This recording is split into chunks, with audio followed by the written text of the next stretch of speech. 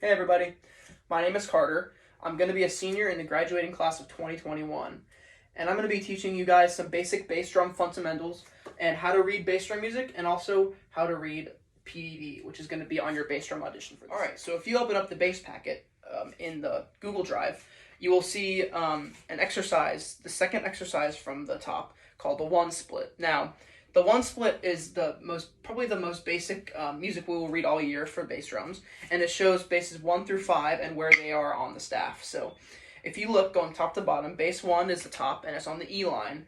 Now, depending on who writes it and what the music is like, it may be shifted up a line or down a line, whatever, but bass 1 will always be on top of all the other basses, so that's you'll know as bass 1. Bass 2 is on the C line, and going down, bass 3 is on the A line, bass 4 is F, and bass 5 is D. But, once again, it'll differ for who writes what. People like to write differently. But for this packet, that's how it is written. And, yeah.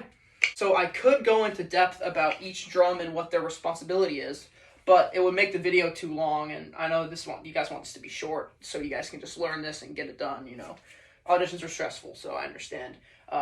I actually did film this with the explanations of the bass drums in there, but it made it way too long. So if you have any questions, you can ask me. You can DM me anywhere, but I can tell you. But it's really cool. They each have their own, I guess, their strengths and weaknesses and particular stuff and aspects. So that's what really makes the bass line nice. So I'm going to go over some basic technique to play bass drum. What really helped me freshman year is I envisioned that I was playing snare at first, and then I turned that horizontal playing zone into vertical playing zones, because when you play bass, you're up here. So at first I took, let's say, 8 on a hand. So I just played it like a snare drum technique, like...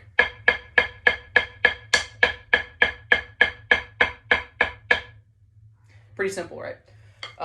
Then all you're going to do is go from here and rotate your wrists to where you're playing horizontally. Keep the same technique. Don't change anything.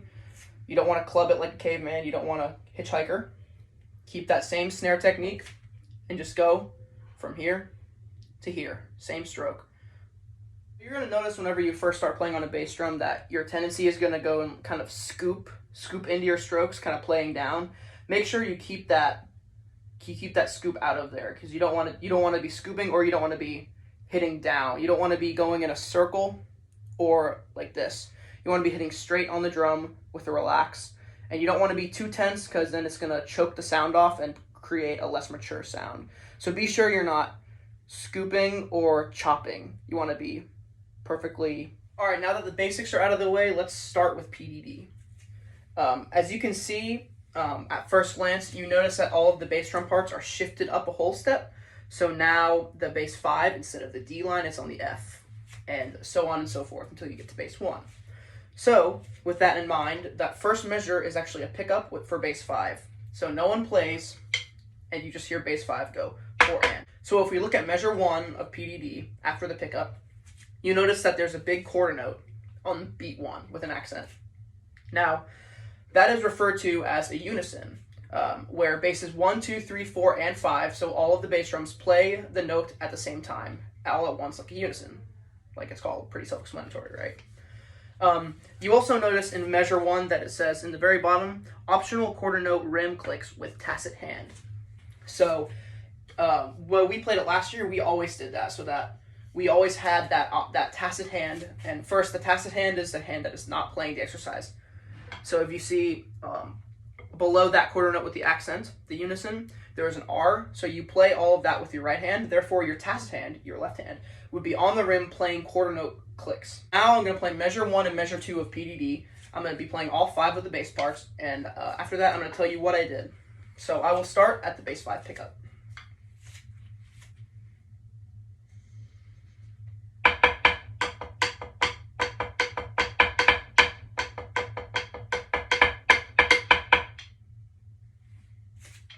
So first, what I did was notice how I kept my tacit hand, my left hand that would be on the rim. I kept it really quiet as taps.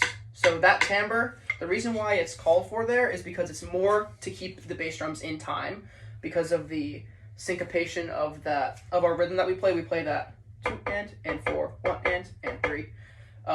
It's more to keep us in time rather than the entire ensemble to hear. So you don't want to mistake that for playing like that. Just it doesn't sound really good. It sounds sloppy, especially when all the bass drums are like slamming that quarter note kind of pulse. You really want to focus on keeping that low and keeping your right hand go. We'll play measures 3 and 4 just like I did measures 1 and 2. Now, measures 3 and 4, in my opinion, are easier because they are not as syncopated. So just keep that in mind. I will play measures 3 and 4. Just remember to keep your tacit hand low so you're not slamming this pulse, and keep that contrast going. So I'll play measures 3 and 4 also.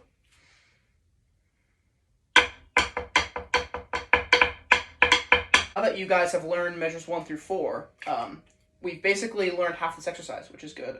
The reason why I say that is because measures 5 through 8 are just off the left. The one thing that is different is the bass pattern. The bass, like a split pattern, you could say, goes from measures 1 through 4 are unison 1, 3, 2, 4, but now it's unison 5, 3, 4, 2. So it kind of goes from up to down to up.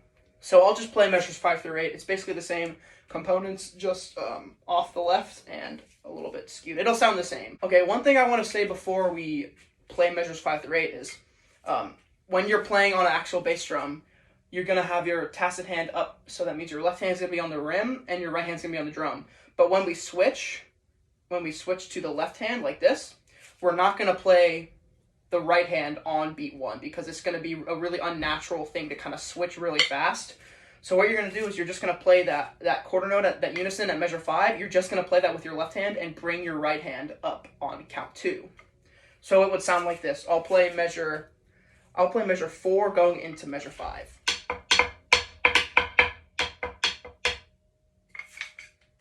You see what I did there? I didn't play that. I left that right hand out and then I brought it back in on count 2. And also just to make sure that on that count 2, you don't want to slam it because it's going to have a tendency to, when you rest, you're going to want to come back in with force, but you got to keep that low. With that, those like transitions are going to apply to whenever we change from right hand sticking to left hand sticking and vice versa. Like, just like I said on measure 5, we're going to take out that first rim click on beat 1.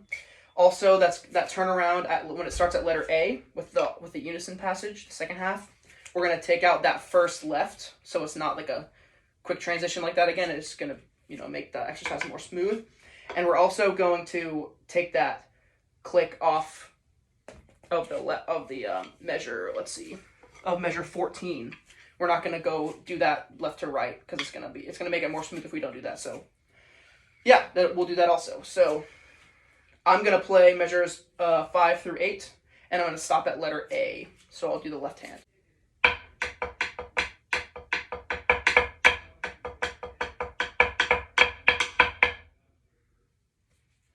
Now notice that I didn't click on that downbeat that I had with the stick that was on the rim, because we don't want to have that unnatural kind of timid, like, not necessarily timid, but like choppy, looking like this thing where you switch, because that just looks unnatural. It looks kind of sloppy in like a lot setting. So we want to look as professional and as sleek as possible. So eliminating that makes sense.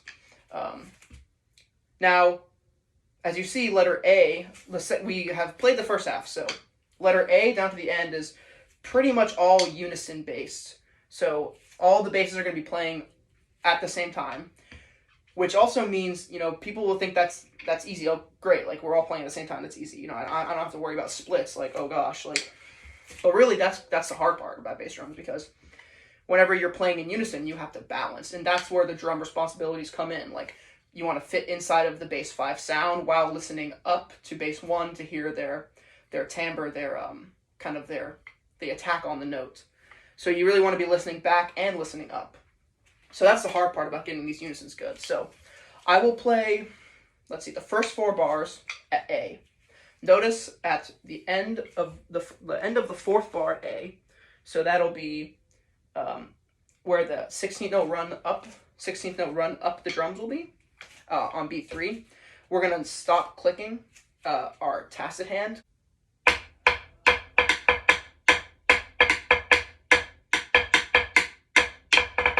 Okay, so notice how I stopped the clicks with my tacit hand in the 4th bar. So I did. So on beat 3, after beat 3 on that on the 4th bar in A, you want to stop the clicks, stop the quarter note clicks, because the bass drums have a run. So that's where we're gonna have to do our little split thing.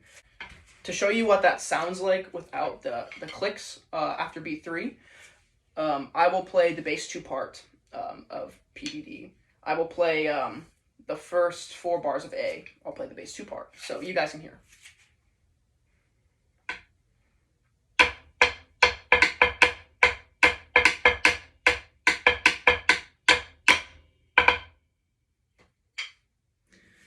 So you can understand why there is no click, because it will be weird, especially for like, let's see, for like a bass 3 player, because they have the click on beat. They would theoretically have that click on beat 4, but they have their 16th notes there, so it wouldn't even be possible to play that. So we just take them out to make it more fluid. Cool. So now the next half, the next 4 bars, the next half of A is just the same thing but off the left, and the run, same thing applies. You take the click out after 3, so you can have that run be really clear. But the run, instead of going from down the line up the line, it's going to be going up to down, so it provides a good ending. So I will play the last 4 bars of the exercise right here.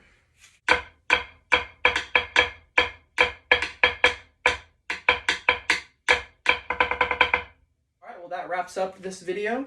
I hope this helped with any of your questions that you had about bass drum and how to play PDD.